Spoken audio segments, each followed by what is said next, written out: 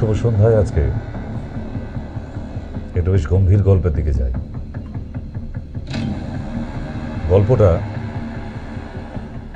গম্ভীর হলেও খুবই প্রয়োজনীয়। আর এই গল্পে আপনারা, আমি সবাই আছি।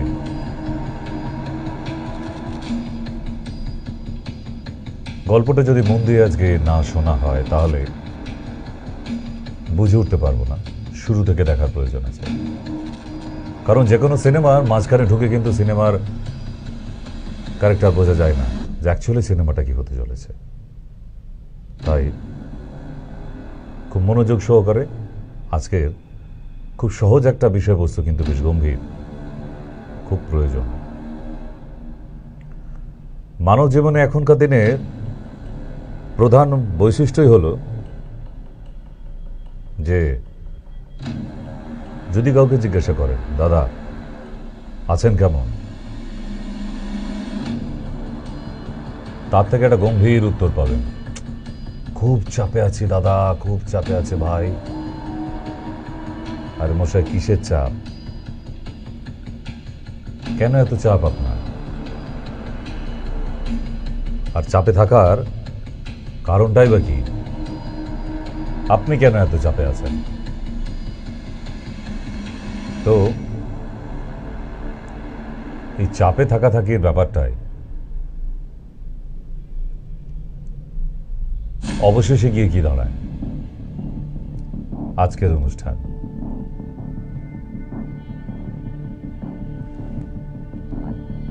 খুব চাপে আছি। চলুন।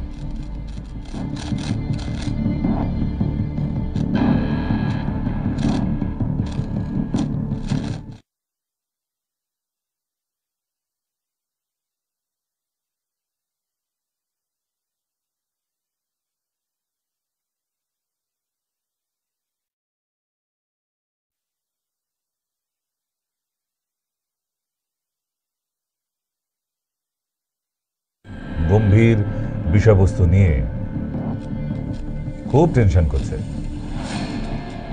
যার কোনো সলিউশন করতে পারেনি, আর যার জন্যই তার শিরায় শিরায় রক্ত মাথার উপর দিকে দৌড়াচ্ছে উচ্চ চাপে।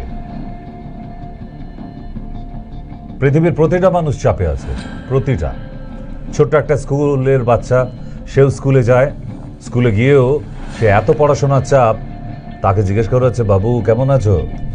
খুব চাপে আছি আঙ্কেল। তুমিও চাপে আছো? হ্যাঁ আঙ্কেল, স্কুলে এত পড়াশোনার চাপ, আবার বাড়িতে টিউটর পড়াতে আসে, মা খেলতে দেয় না, খুব চাপে আছি। ওইটুকু বাচ্চাও চাপ বুঝে গেছে। তাহলে এই বাচ্চাটা যখন বড় হবে, প্রেশারের ওষুধ খেতে হবে তো, ঠিক আপনার আমার মতো। তাহলে ওইটুকু বাচ্চা যদি বলে আমি খুব চাপে আছি, তাহলে একটা বড় মানুষ সে কতটা চাপে আছে?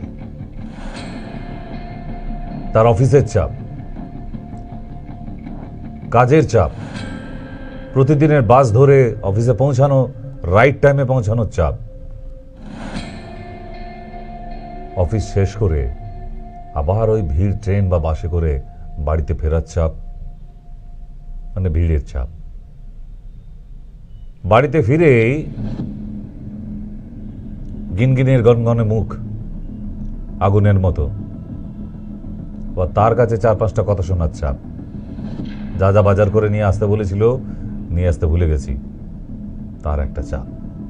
জানি না আজকে রাতে খেতে দেবে কিনা, চাপ।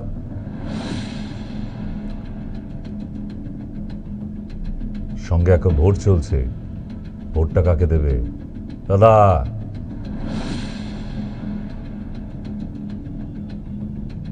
পাড়ার দিলীপ মস্তান বলছি, ভোটটা যেন ঠিক জায়গায় পড়ে যায়।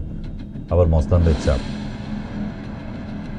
এই যে চাপে থাকা মানুষগুলো তো নাস্তানাবুল অবস্থা, করবেটা কি? তাহলে চাপ কত রকমের আছে, চলুন আমরা একটু আলোকপাত এবং দৃষ্টিপাত দুটোই করি। মন দিয়ে দেখতে হবে। আর যাদের ফোন করার খুব ইচ্ছে হচ্ছে, ফোন করতে চাইছেন, ওখানে সরাসরি নাম্বার দিয়ে দিয়েছি, সরাসরি নাম্বারে কথা বলুন।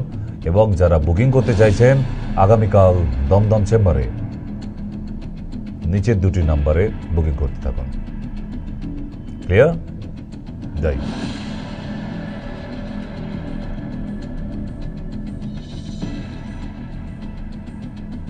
একই কথা, অফিসে একটু চা কফি টিফিন করার টাইম নেই, বিভিন্ন জনের কাজের চাপ নিয়ে টেবিলের উপর নাস্তানাবুল অবস্থা। আর পারছি না, এত চাপ কি করে নেবে এক একটা মানুষ এত চাপ, বলুন তো? ঠিকই তো, তাই এগোতে থাকি আমরা।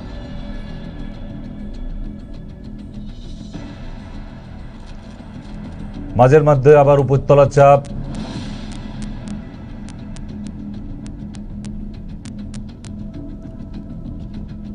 কাউন্সিলর মশাই বলে পাঠিয়েছে 2 লাখ টাকা পাঠিয়ে দিতে, পার্টি ফান্ডে চাঁদাটা দিয়ে যেতে হবে, নাহলে তো পাড়ায় থাকা যাবে না। উপরতলার চাপ।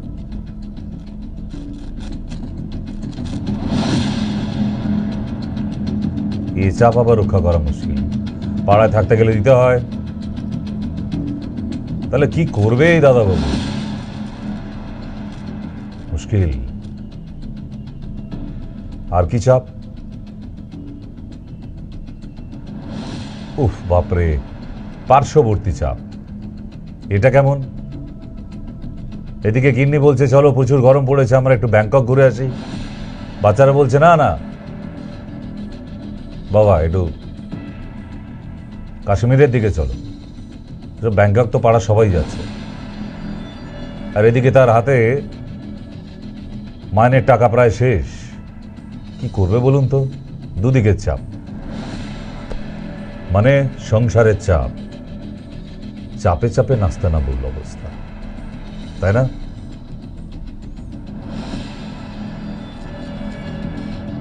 অফিসে বসের চাপ, বস তো রেগে গিয়ে পুরো ঘাড়ে উঠে পড়ার মতো অবস্থা। এই সময় অফিসে আসে কেউ, প্রতিদিন আপনার লেট, কি করে আপনি ডিউটি করবেন? আপনাকে তো এলাস্টিকেট করে দেওয়া উচিত। নিজের টাইম শোধরান, নাহলে অফিস ছেড়ে দিন, আপনার জায়গায় অন্য কাউকে দেখে নেব। হয়ে গেল। করবেন কি? যে দিকে তাকাই আমি দেখি তাই, শুধু চাপে আর চাপ।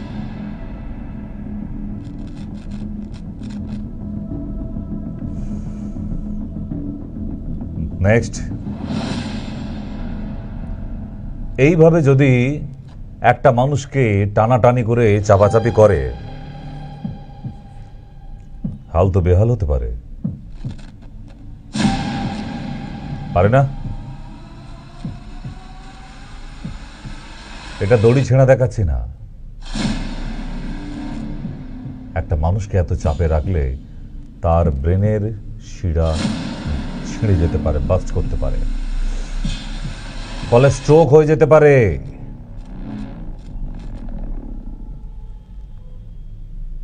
আর একবার যদি স্ট্রোক হয়ে যায়, হয়ে গেল হাফ ছুটি, না ফুল ছুটি না। এই চাপের ফলে যদি একটা মানুষের স্ট্রোক দুম করে হয়ে যায়, তার হাফ ছুটি।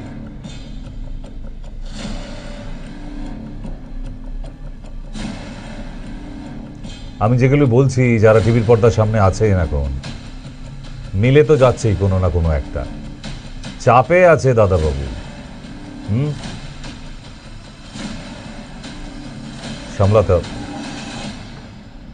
সামলাতে হবে। নেক্সট,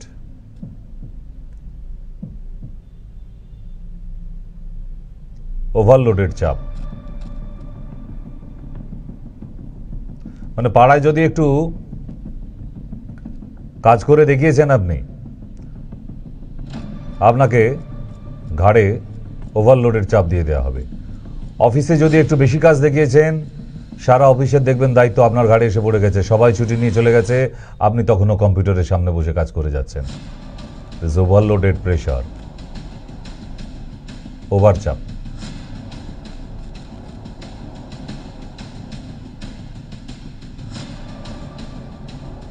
পার্শ্ববর্তী চাপ বিভিন্ন দিক থেকে, ডান দিক থেকে, বাঁ দিক থেকে, উপর দিক থেকে, কর্নার থেকে, সব জায়গা থেকে। একটু ভালো মানুষই দেখালেই কিন্তু আপনার এই হাল বেহাল হয়ে যাবে। আগ বাড়িয়ে কাজ দেখাতে গেছেন তো মরেছেন। তাই নিজের যতটুকু দায়িত্ব অতটুকুই পালন করুন। বেশি কাজ দেখালে আপনি যদি ভাবেন যে না আপনার ইনক্রিমেন্ট হয়ে যাবে, স্যালারিটা ইনক্রিজ করে যাবে, ইনক্রিমেন্ট হবে আপনার স্যালারিতে, বোধহয় না, ভুল ভাবছেন। আপনাকে দিয়ে কাজটা উদ্ধার করিয়ে নেওয়া হবে, কিন্তু আপনি যা চাইছিলেন তা কিছু হবে না। পার্শ্বচাপ।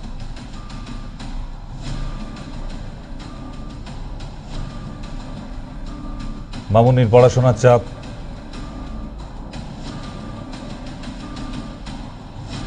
বাড়িতে কাজ তো কোনো করতে হয় না, শুধু পড়াশোনা, সেটাও নিয়ে নাস্তানাবুল অবস্থা। করবেটা কি? কত পড়বে? পাগল হয়ে যাচ্ছে। এতগুলো বই, সেমিস্টার, সাবমিশন, কারেকশন, দেন গ্র্যান্টেড, তার আগে কোনো উপায় নেই।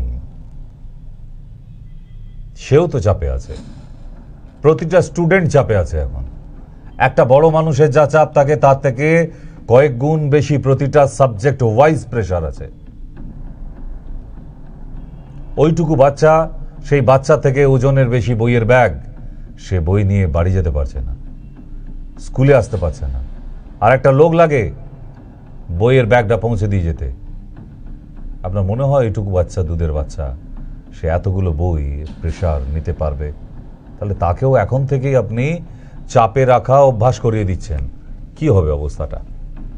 হ্যাং হয়ে যাবে তো ব্রেনটা, আর কিচ্ছু হবে না, জাস্ট হ্যাং। এত প্রেশার নেওয়া উচিত নয়। আপনি আপনার ক্যাপাসিটি ওয়াইজ প্রেশার নিতে পারেন, otherwise you can do.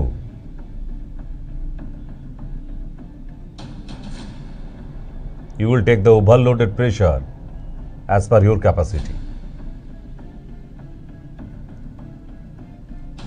Hang করে ফেলবেন না ব্রেন, এতে সংসারে অশান্তি বাঁধবে, বন্ধু বান্ধবদের থেকে আলাদা হয়ে যাবেন। আপনি দেখবেন আপনি কেমন যেন ধীরে ধীরে এক ঘরে হয়ে গেছে।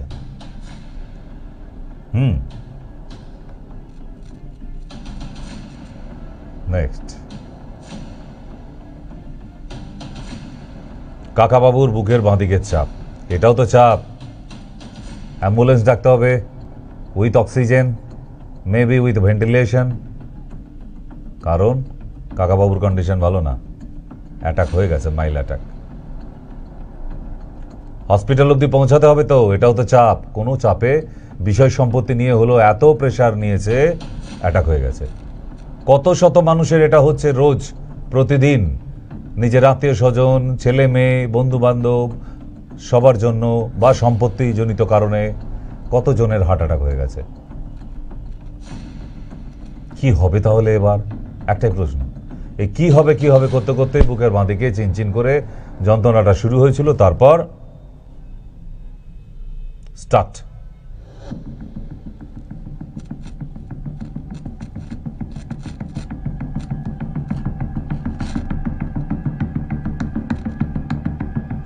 যারা টিভির পর্দার সামনে বসে তারা এই ঘটনাগুলো দেখেছেন। ঠিক এমনই কিছু এক্সট্রা প্রেশার নিয়ে কতগুলো মানুষের হার্ট অ্যাটাক হয়ে গেছে।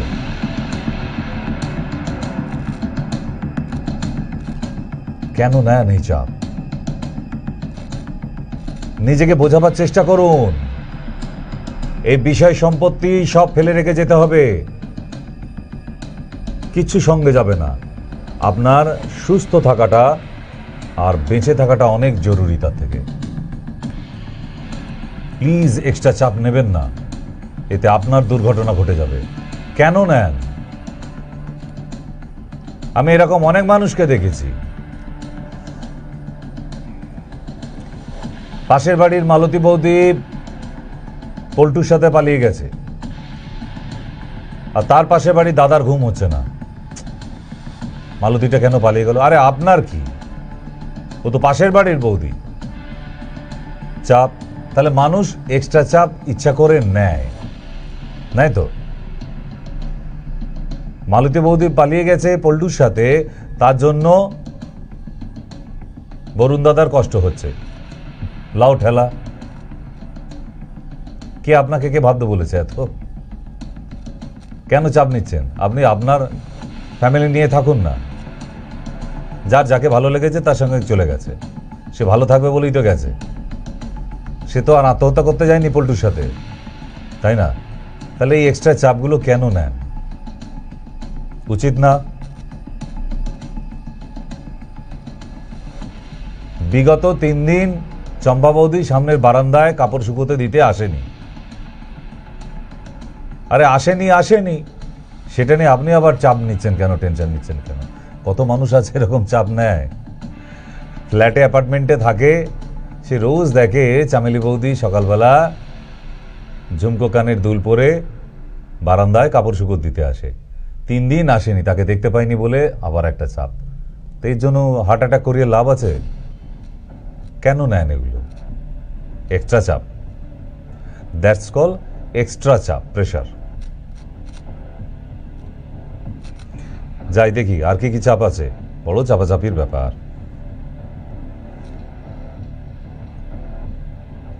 বাড়ির একটা ছোট্ট মেয়ে, এখন থেকেই তার মা তাকে বলছে দিনে 2 ঘন্টা করে ম্যাথস করতে হবে। বাবা বলছে না, ম্যাথস বেশি করে লাভ নেই, তুই ইংলিশটা পড়, 3 ঘন্টা করে ইংলিশের পেছনে টাইম দে, নাহলে ইংলিশে কথা বলতে পারবি না, ইংলিশ মিডিয়ামের স্টুডেন্ট, ইত্যাদি ইত্যাদি। তাহলে বাবা একরকম প্রেশার, মা আরেক রকম প্রেশার। বাচ্চাটা যাবে কোথায়? ঠিক exactly happening the incident in every room, every house, all family. You are suffering. কেন? বাবা একরকম চাইছে, মা আরেক রকম চাইছে। তাহলে ছোট্ট বাচ্চাটার উপরে এই প্রেশারটা দিচ্ছেন কেন? এই বাচ্চাটা প্রেশার না নিতে পারলে ব্রেনটা যদি হ্যাং হয়ে যায়, অ্যাবনর্মাল হয়ে যাবে আপনার বাচ্চা। এত পড়িয়ে বিদ্যাসাগর বানাতে পারবেন না আপনার বাচ্চাকে। পাশ করুক, সুস্থ থাকুক, এটা অনেক বড় কথা। যদি ব্রেন হ্যাং হয়ে যায়, শেষ, বাচ্চাটার ভবিষ্যৎ শেষ হয়ে গেল। শুধু জোর করে চাপিয়ে দেবার জন্য তার ঘাড়ে পড়াশোনার চাপ, তার মাথা যতটা নিতে পারবে সেটা দিন না। একটা বাচ্চার তো ক্যাপাসিটি আছে, ওইটুকু ছোট্ট মাথা। আপনি ছোটবেলায় কি ছিলেন? বিদ্যাসাগর ছিলেন? বাবা মাদের বলছি আমি। আপনি কি একদম ব্রিলিয়ান্ট ডিস্টিংশন রেজাল্ট করে বেরোতেন 5টা করে লেটার পেয়ে? তা তো হয়নি। তাহলে ওই বাচ্চাটাকে কেন জোর দিচ্ছেন? মানে আপনি যেটা পারেননি সেটা ওই বাচ্চাটার ঘাড়ে চাপিয়ে দিচ্ছেন। নেভার। আপনি যেটা পারেননি আপনার বাচ্চা নাও নিতে পারে, সেটা তার সেটা ভালো না লাগতে পারে, কেন তাকে জোর করে দিচ্ছেন?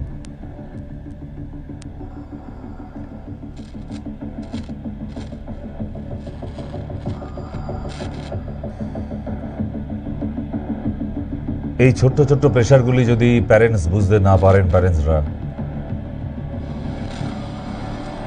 যখন 18 থেকে 21 বছর বয়স হবে আপনার বাচ্চার, সত্যি সত্যি অ্যাবনর্মাল হয়ে যাবে। কারণ I have seen this case. আমার চেম্বারে এরকম কেস আসে।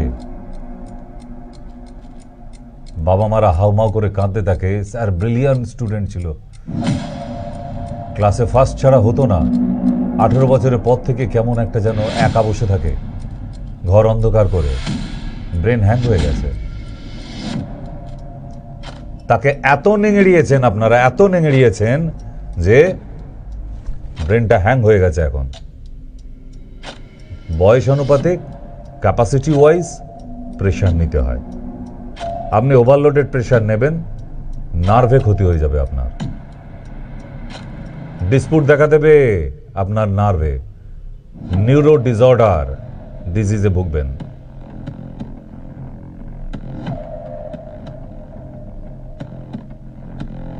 আপনারা হয়তো বেশ গল্পের ছলে দেখছেন ব্যাপারটা, but it is too serious.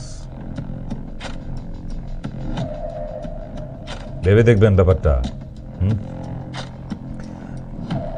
বাচ্চাদের উপর এইভাবে প্রেশার দেবেন না, আমার রিকোয়েস্ট। তাকে তার মতো করে বড় হতে দিন। হ্যাঁ, পড়াশোনা করতে হবে অবশ্যই, বাট নট হিউজ প্রেশার।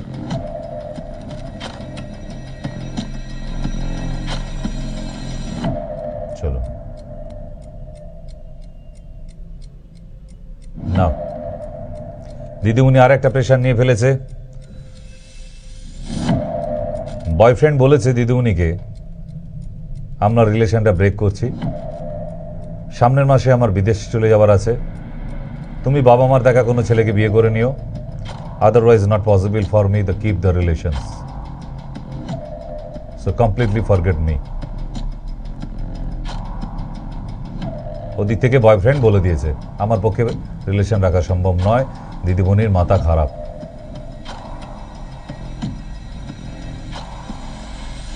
খাচ্ছিল তাঁতি তাঁত বুনে, মূল্য তাঁতি এঁড়ে গরু কিনে। তাই তো, এঁড়ে বাছুর কিনে ঝামেলাতেই পড়তে হবে তো, না সে দুধ দেবে, খালি খাইয়ে যাও আর বড় করে যাও, লাভ কি হইল? বেশ তো ছিলে দিদিমণি, পড়াশোনা নিয়ে, চাকরি নিয়া, কি আবার প্রেম টেম করতে কইল আপনারে? ভোগেন এইবার। মানে প্রেশার তো নিতে হয়, হয় না? কি করবেন বলুন তো? বাবা মাকে খুলে বলুন, তাও তো জানানো হয়নি এখনো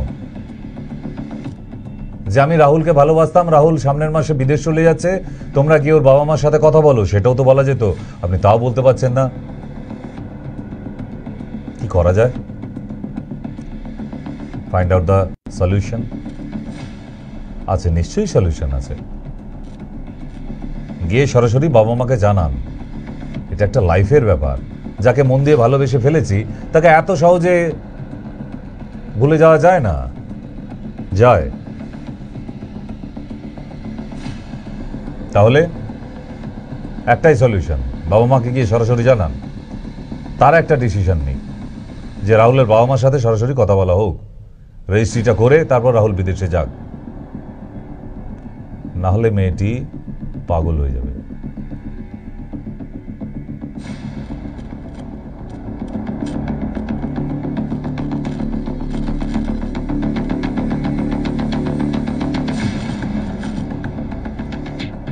চাপ, এক্সট্রা চাপ, প্রেশার লিমিটেড রাখুন। তাহলে এইভাবেই মানুষ কিন্তু বিভিন্ন দিক থেকে প্রেশারে আছে, চাপে আছে। বোঝা যাচ্ছে তাহলে যে মানুষ, প্রতিটা মানুষ আজকে কেন হতভম্ব মতো হয়ে যায়, দাদা কেমন আছেন, সে উত্তর দিতে পারে না কেন? সে সত্যি কোনো চাপে আছে, আছে, রিয়েলি কোনো চাপে আছে। আরো যাই,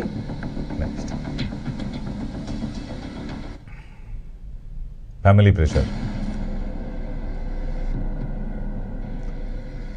বাচ্চারা বাবার ঘাড়ে উঠে নাচছে, ফ্যামিলির প্রেশার। আর ওদিকে গরম খুন্তি নিয়ে গিন্নি তেড়ে আসছে, হয়ে গেল বাবার।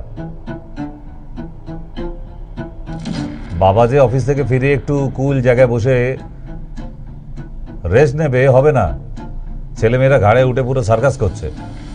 সেটা মার বোঝা উচিত ছিল, 10 মিনিট বাবাকে রেস্ট দাও। না, আমি সারাদিন সামলেছি তোমার বাচ্চাদের, এবার তুমি অফিস থেকে ফিরে এসেছো, তুমি এবার সামলাও।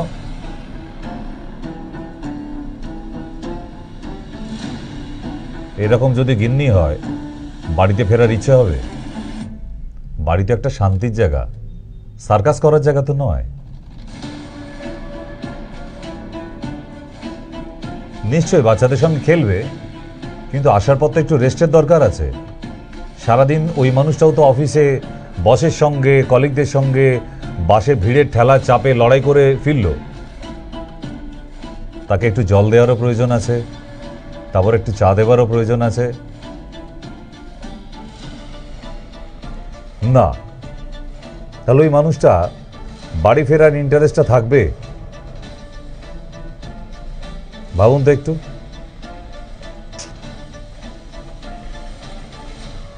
কি চাপ না কি চাপ। আচ্ছা, এই চাপগুলো নিয়ে কোনোদিন ভেবেছিলেন? খালি রাত্রিবেলা হলেই তো প্রেশারের বড়ি খেয়ে নিতেন, ট্যাবলেট। স্যার টেলমাইটি খাই, স্যার টেল সারফারটি খাই, স্যার 20 কি দুবেলা খাবো? মানে শুধু ট্যাবলেট খেলেই কাজ হয়ে যাবে? এই চাপগুলো সামলাবে কে? এগুলো তো ট্যাবলেটে হবে না, এগুলো চাপ বাড়াবে। কত ট্যাবলেটে সারাবেন? 80 ফেল। টেলমা 80ও এই চাপের কাছে ফেল। তাহলে একটা মানুষ চাপে চাপে জর্জরিত হয়ে আছে। প্রতিটা মানুষ। সংসারে যে মহিলাটা সকাল থেকে উঠে উঠোন ঝাঁট দেওয়া থেকে শুরু করে, বারান্দা ঝাঁট দেওয়া থেকে শুরু করে, স্নান করা, ফুল তোলা, পুজো করা, রান্না করা, বাচ্চাদের স্কুলে দিয়ে আসা, চাপে আছে সেও। শেয়ার করুন। একটাই সলিউশন, দুজনে স্বামী স্ত্রী দুজনে চাপ শেয়ার করুন, দেখুন সলিউশন বেরিয়ে আসবে। মুখ ভোতা করে বসে থাকবেন না, এতে ফ্যামিলিটা ভেঙে যাবে, নষ্ট হয়ে যাবে। আর যদি মনে হয় যে না, এমন সংসারে থাকতে পারছি না, তাহলেও করলে ডিভোর্স করে নিন মিউচুয়াল। কতদিন এরা চেয়ে চাপ বইবেন? তার তো একটা লিমিট আছে, একটা জীবন আছে।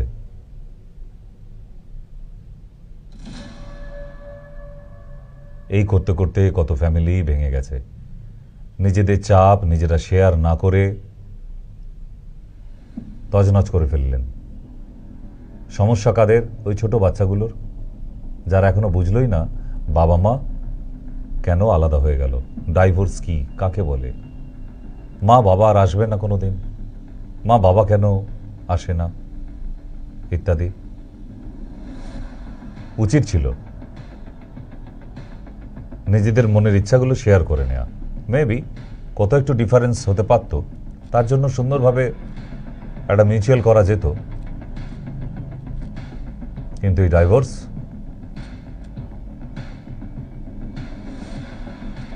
কিছু বাচ্চাকে বাবার দিক থেকে অনাথ করে দেওয়া। কারণ বেশিরভাগ ডাইভোর্স ক্ষেত্রেই বাচ্চারা মায়েদের দিকে যায়। প্রতিদিন ঘটছে এই ঘটনা, এভরি ডে। আমাদের এই পশ্চিম বাংলার কথাই আমি বলছি, প্রতিদিন ঘটছে। শুধু নিজেরা অ্যাডজাস্ট করতে পারেননি বলে এক্সট্রা চাপ নিতে নিতে নিতে নিতে ফেড আপ হয়ে গিয়ে বাস্ট করে গেছে মাইন্ড। আর সম্ভব না। I am fed up, enough is enough, stop the relation, I don't continue my relations, please stop here। এই কথাগুলোই বেরিয়ে আসে। কারণ ছোট্ট ছোট্ট চাপ।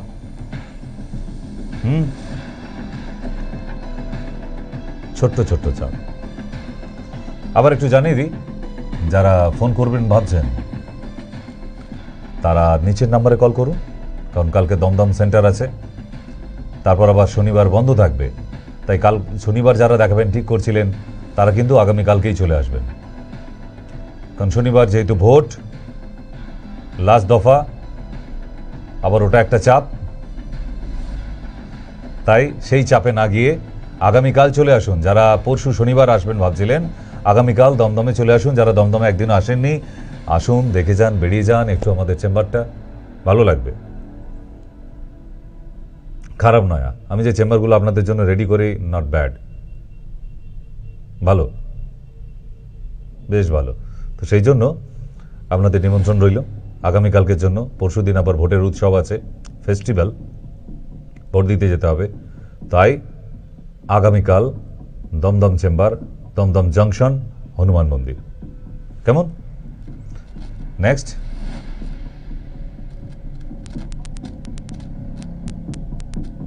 মায়েদেরই সব জ্বালা। এই দেখুন, দুইটা বাটকারা একটা কোলে, একটা পা ধরে টানাটানি করছে, হাতে ব্যাগ ভর্তি শপিং করে নিয়ে আসছে মা। মানে তাকে সব সামলাতে হবে, এসে আবার রান্না বসাতে হবে। কিন্তু আচ্ছা, রান্নাটা বসিয়ে দিয়ে আবার বাচ্চাকে নিয়ে পড়াতে হবে, আবার একটু ম্যাডামকে ফোন করে নিয়ে আগামীকালের কী কী হোম টাস্ক দেওয়া হয়েছিল সেটা আবার জেনেও নিতে হবে। তাহলে এই সব ডিউটিগুলো মার। বাবা এদিকে কোনো ঝেল বয়ে না, না কোনো দায়িত্ব নেই। বাবা নিজের ডিউটি নিয়ে ব্যস্ত থাকে, আছেও। তাহলে মাকেও তো প্রেশার নিতে হচ্ছে, হচ্ছে না? হিউজ একটা প্রেশার। সকালবেলা সুন্দর করে সেজে গুজে আবার গাড়ি করে গিয়ে বাচ্চাকে স্কুলে দিতে যাওয়া, এটা আবার গুড জার্নি। ওখানে তো বাচ্চারা স্কুলে পড়তে যায় আর মায়েদের ফ্যাশন শো হয়। হ্যাঁ, ইংলিশ মিডিয়াম স্কুলের বাইরে আমি দেখেছি, আমার গাড়িটা রোজ ইংলিশ মিডিয়াম স্কুল 2-3টে স্কুলের সামনে দিয়েই যায় রোজ, তো দেখি একদম ফ্যাশন শো পুরো মায়েদের। ওফ, সে লিপস্টিকের ঘনঘটা, ড্রেসের ঘনঘটা, মানে পুজোয় ফেস্টিভ্যালে যা জামা কাপড় না পরে মায়েরা, এই বাচ্চাকে স্কুল দিতে গিয়ে তাদের জামা কাপড়ের স্টাইল দেখলে আপনার মাথা আউট হয়ে যাবে। এই দেখে বেশ কিছু বাবারা আবার স্কুটি নিয়ে দৌড়াদৌড়ি শুরু করে দিয়েছে। হ্যাঁ, না না, বাচ্চাকে আমি দিতে যাব কেন?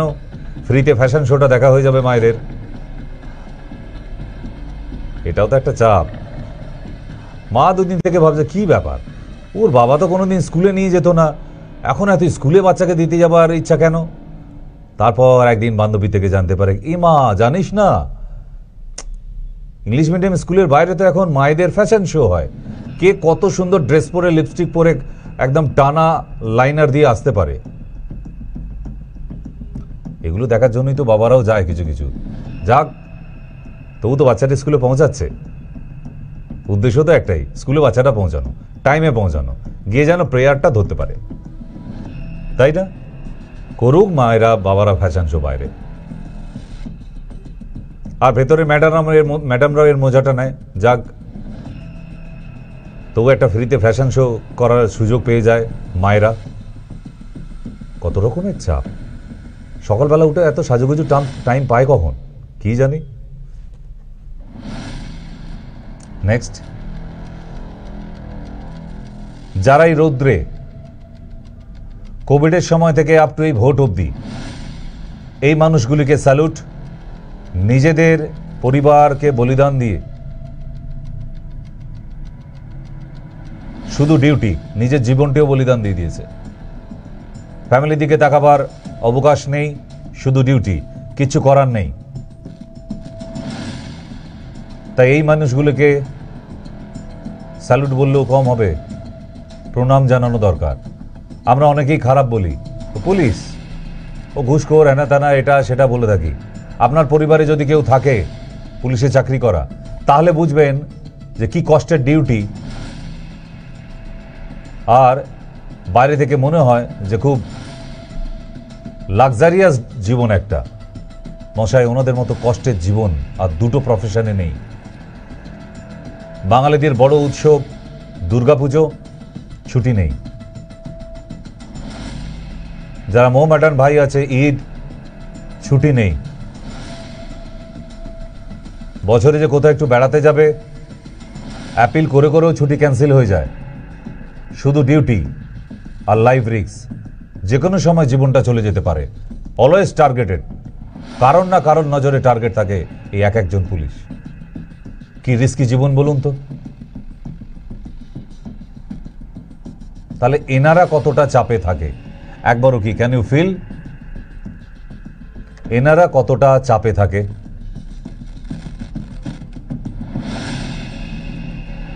Just realise that. আপনি শুধু আপনার প্রেশারটা নিয়ে ভাবছেন, আপনার ফ্যামিলি, আপনার কাজের প্রেশার, এই মানুষগুলো ভাবেননি কোনোদিন। একটু ভেবে দেখবেন। পৃথিবীর বিখ্যাত লোকাল, যার নাম বনগাঁ লোকাল। তাহলে এই ট্রেনে যারা যাতায়াত করে তাদের পৃথিবীর কোনো চাপকে আর চাপ মনে হয় না। যাদের অন্যান্য প্রফেশনে আছেন, নেতা, মন্ত্রী, পুলিশ, ডাক্তার, টিচার, তারা যদি নিজেদের জীবন নিয়ে খুব চাপ মনে হয়, আমাদের বনগাঁ লোকালে এসে একদিন চেপে যান। 8টা 5-এর বনগাঁ লোকালে একদিন শিয়ালদা থেকে বনগাঁ অবধি যাবেন, আপনার জীবনের সমস্ত চাপ রিলিজ হয়ে যাবে। একদম বাস্তব কথা। কোনো ট্যাবলেট খেতে হবে না, অবস্থাটা দেখেছেন ট্রেনের? 8:05 বনগাঁ লোকাল, একটা সিনেমা হয়েছিল, মনে আছে? যদি না মনে থাকে গুগলে গিয়ে দেখে নেবেন 8:05 বনগাঁ লোকাল। তাই এই লোকালে যারা যাতায়াত করছে দেখুন কত খুশি, একদম সবার মুখে হাসি। এদের জীবনে চাপ বলে কিছু নেই, এরা পৃথিবীর সমস্ত চাপকে ওভারকাম করে চলে এসেছে। তাই যার জীবনে চাপ মনে হবে, একদিন দমদম স্টেশন থেকে উঠুন, শিয়ালদা থেকে না, শিয়ালদায় তো সিট পেয়ে যাবেন, দমদম থেকে উঠুন, দেখান। আর বনগাঁ অব্দি যেতে হবে না, বারাসাত অব্দি এসে দেখান। যদিও আপনাকে নিংড়ে চাপে স্যান্ডউইচ না বানিয়ে দিয়েছে, কি কথাই বলেছি, ভিড়ের চাপে ছেলেরা মেয়ে হয়ে যায়, মেয়েরা ছেলে হয়ে যায়। কি সাংঘাতিক প্রেসার। পৃথিবীর সেরা লোকাল বনগাঁ লোকাল, তবুও কারোর কোনো হাপিত্তেশ নেই, কোনো আক্ষেপ নেই কিন্তু ওই প্যাসেঞ্জারদের বনগাঁ লোকালে, কারণ তারা পৃথিবীর সেরা চাপটা নেয়। বোধহয় এভারেস্টে উঠতে গেলেও এত প্রেশার নিতে হতো না, ভয় পেতে হতো না, ভয় ছিল না এখানে যারা রোজ ডেলি প্যাসেঞ্জারি করে। ঠিক, আমি জায়গাগুলো আপনাদের বলে দিলাম, যে কারোর যদি মনে হয় যে না আমি সব থেকে বেশি প্রেশারে আছি, একদিন দমদম থেকে বারাসাত অব্দি বনগাঁ লোকালে চেপে এসে দেখান, আপনার জীবনের সব প্রেশার রিলিজ, দেখবেন জীবনটা খুব হালকা মনে হচ্ছে। নামার পর মনে হবে মৃত্যুর মুখ থেকে বেঁচে ফিরে এলাম, আজকে মারা যেতামই। এরম প্রতিদিন মৃত্যুর মুখ থেকে ফিরে আসতে আসতে তাদের মৃত্যু ভয় চলে গেছে, তাই আর জীবনে কোনো প্রেশার নেই। বনগাঁ লোকাল 8:05।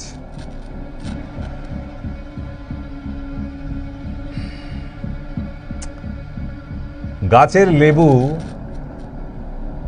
তাকেও রেহাই দেয়নি মানুষ, তাকেও চাপে রেখেছে, না চাপলে তার থেকে রেজাল্ট পাওয়া যাবে না, রস বেরোবেই না, তাকেও চাপে রেখেছে।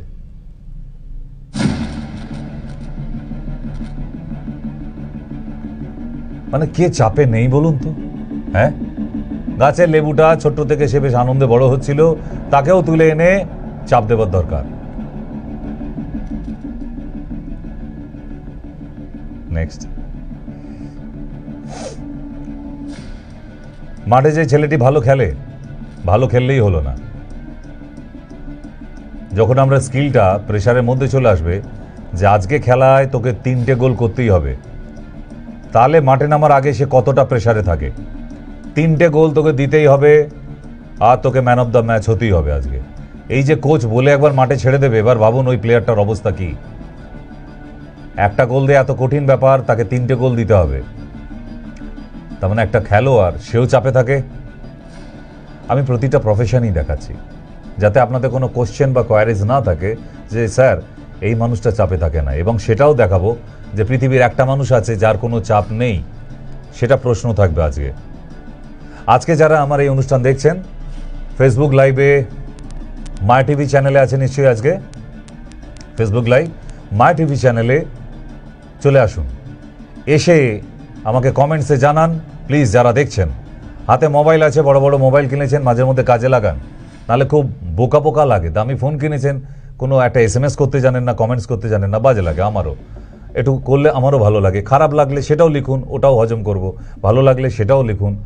আর আজকের অনুষ্ঠানে তো একটু লিখে জানান পৃথিবীর কোন মানুষটা একদম চাপে থাকে না। আমি কিন্তু ধীরে ধীরে সব প্রফেশনেই আসছি, এমন একটি মানুষ আছে যার কোনো চাপ নেই। কোন শ্রেণীর মানুষ যাদের কোনো চাপ নেই? প্লিজ কমেন্টে লিখবেন। আজকে কোথায়? ফেসবুকে মায়া টিভি চ্যানেলে। কেমন? যাই, নেক্সট যাই, আর কে চাপে আছে দেখি একটু।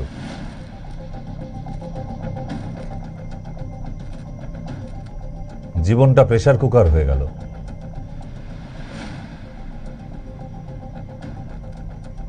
শুধু জীবনে সিটি মারতে বাকি আছে, প্রেসার কুকারে সেও কম একটা যন্ত্র, সেও চাপে আছে।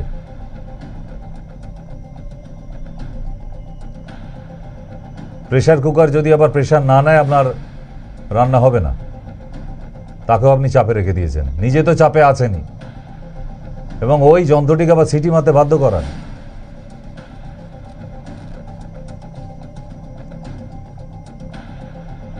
পৃথিবীর সেরা চাপ, কর্তা বনাম গিন্নি।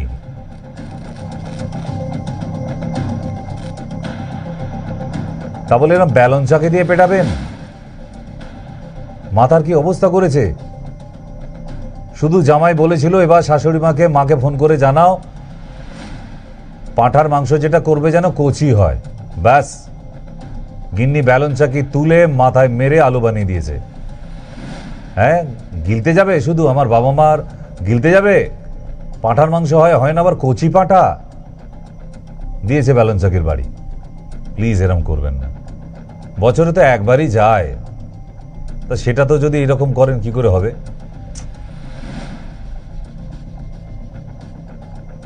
করবেন না, সামনে জামাই ষষ্ঠী আছে। আর জামাইদেরও বলছি ব্যালন চাকিগুলো সব আলমারির ভেতর তালায় রেখে দিন, কখন হঠাৎ রেগে মেগে তুলে নেবে মুশকিল হয়ে যাবে। ঠিক আছে, মেনু কার্ড বলার কিছু দরকার নেই, চুপচাপ চলে যান। যাবার সময় এক হাঁড়ি মিষ্টি নিতে ভুলবেন না, আবার নাহলে আবার ব্যালন চাকের বাড়ি খাবেন গিয়ে, শ্বশুরবাড়িতে গিয়ে আবার। ঠিক আছে, এইটা হলো পৃথিবীর সেরা চাপ, কর্তা বনাম গিন্নি। এই চাপ প্রতি পরিবারে প্রতিদিন। এই সিনেমা হচ্ছেই। অফিস থেকে আসতে এত দেরি, আরে বাবা রাস্তায় দেরি হতেই পারে, আগের বাসটা পায়নি পরের বাসটা পেয়েছে, তা বলে এত চাপ নিতে হবে? নেক্সট যাই।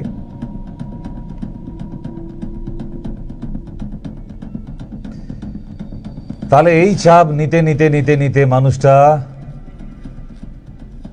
হাইপার টেনশনের পেশেন্ট হয়ে গেল, হাই প্রেশারের রোগী। কেন? কত চাপ নেবে? এখন প্রেশারের ওষুধ খেয়ে ঘুমাতে হচ্ছে। হয়ে গেল, খাতায় নাম লিখিয়ে দিলেন, আপনিও প্রেশারের রোগী, তাই তো? কোন বয়সে কত প্রেশার নিতে হয় এই 4টা ছবি তুলে রেখে দিন, তাহলে নিজেও বুঝতে পারবেন আপনার বয়স অনুপাতে আপনার কত সঠিক প্রেশার থাকা দরকার। প্রেশার থেকে কি কি হতে পারে? এই চাপ যদি আপনার এক্সট্রা হয়ে যায়, আপনার চোখের দৃষ্টিশক্তি কমে যেতে পারে, হার্ট অ্যাটাক হতে পারে, হার্ট ফেলিওর হয়ে যেতে পারে, অ্যান্ড স্ট্রোক হতে পারে।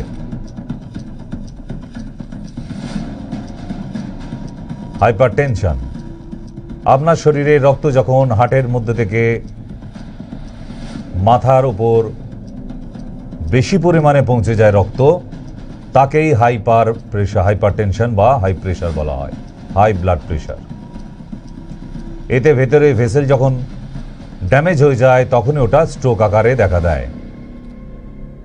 যখন হার্টে ভেসেল লিকেজ হয়ে যায় তখন হার্ট অ্যাটাক হয়ে যায়। যখন ওটা কিডনিতে হয়ে যায় গিয়ে তখন কিডনি ফেলিওর হয়ে যায়। কমন সিমটম বা হাইপারটেনশন। চোখে ঝাপসা দেখা, নাক দিয়ে রক্ত পড়তে পারে আপনার যদি হাই প্রেশার হয়ে যায়, মাথা যন্ত্রণা হবে, বুকের যন্ত্রণা হবে, ইউরিনের সাথে ব্লাড আসতে পারে, হাঁপানি রোগীর মতো জোরে জোরে শ্বাস নিতে পারেন, ভমিটিং হতে পারে, বুক ধরপড় করা হতে পারে এবং কিচ্ছু ভালো না লাগতে পারে। এটাও ছবি তুলে রাখুন। এতগুলো কমন প্রবলেম হয় যদি আপনার প্রেশার বেড়ে যায়, চাপ। এবারে আমরা আসল জায়গায় এলাম। এত চাপ নিতে নিতে আসল শরীরের, মানুষের শরীরের চাপে ফিরলাম।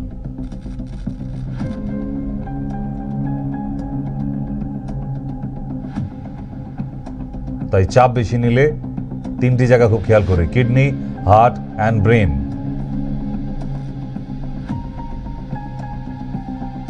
ফেলিওর হয়ে যেতে পারে।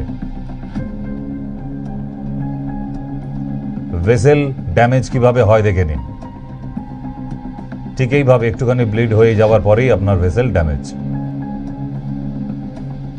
নর্মাল প্রেশার মানুষের শরীরে 120/80, বয়স বাড়ার সাথে সাথে সেটা 130/85, 140/90 একটা পূর্ণবয়স্ক মানুষের।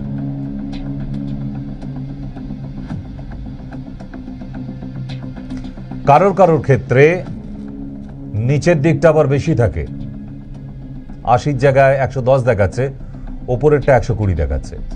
অনেক সময় এটা হয়। এই ধরনের মানুষগুলো স্মোকিং, অ্যালকোহলিক,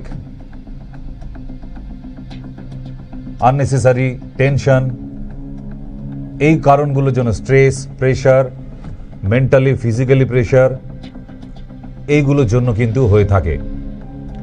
তাই যাদের দেখবেন নিচের দিকে 80 জায়গায় 110 হয়ে যাচ্ছে, 120 হয়ে যাচ্ছে, প্রাণায়াম করার চেষ্টা করুন। প্রাণায়াম, আজকে আর ডিটেলে গেলাম না। ঘড়ির কাঁটা কি বলছে? আগামীকাল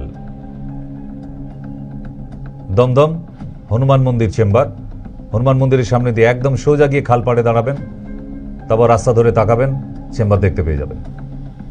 হনুমান মন্দির খালপাড়, দমদম জংশন থেকে, ক্যান্টনমেন্টে নয়, দমদম জংশনে। আর ধন্যবাদ আজকে সেই মানুষগুলিকে যারা আজকে মেদিনীপুর, পশ্চিম মেদিনীপুর চন্দ্রকোনায় আজকে চেম্বারে এসেছিলেন এবং যারা পরিচালনায় ছিলেন, দেবেশ দা এবং সুশোভন। খুব সুন্দরভাবে মেনটেনেন্স হয়েছে, আরও ভালো করার চেষ্টা করা দরকার। তবে অনেক গরম, তার জন্য অনেক পেশেন্ট আসতে পারেনি আজকে। তবে এই যে পরিষেবা গ্রামের মধ্যে, এটা অনেক বড় ব্যাপার, ঠিক। আর যারা নর্থ বেঙ্গল থেকে দেখছেন তারা এখন থেকে বুকিং শুরু করে দিন। আবার এই নেক্সট মান্থের লাস্ট উইকে, তাই এখন থেকে শিলিগুড়ির জন্য বুকিং করা শুরু করে দিন, কারণ আমি প্রতি মাসে শিলিগুড়ি চেম্বারে পৌঁছাই। আপনাদের কষ্ট করে কলকাতায় আসতে হবে না। আর যারা অন্যান্য ডিস্ট্রিক্ট থেকে দেখছেন, দমদম জংশন খুব সোজা, সরাসরি চলে আসুন, একদম দমদম জংশনে নামুন, নেমে জিজ্ঞেস করবেন হনুমান মন্দির। 10 টাকা কি 20 টাকা বোধ হয় টোটো ভাড়া, হেঁটেও চলে আসা যায়। রোদ্দুরের জন্য বলছি, টোটো বা অটো নিয়ে নিতে পারেন। একদম মন্দিরের সামনে এসে দাঁড়িয়ে খালপাড় সোজা, ঠিক। আজকে বিদায় নিতে হচ্ছে, তাই আজকের রাতের জন্য প্লিজ